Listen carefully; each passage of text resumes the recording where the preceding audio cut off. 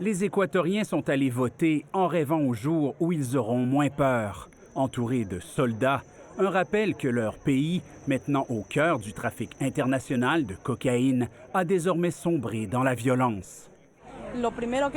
La première chose que nous voulons, c'est la paix pour notre peuple, dit Magdalena Meya.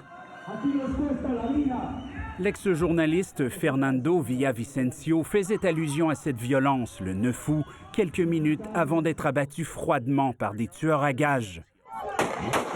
C'était l'un des 8 candidats à l'élection présidentielle et il avait enquêté sur la corruption des élus et leurs liens avec les narcotrafiquants. L'Équateur n'a pas de groupe qui exerce la violence politique comme pouvait l'avoir la Colombie.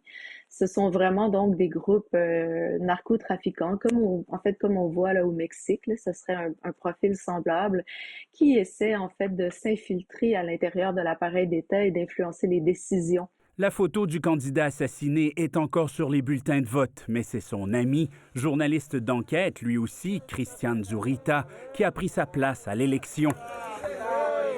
Parmi ses adversaires, la candidate de la gauche traditionnelle et aussi le dauphin du président conservateur sortant.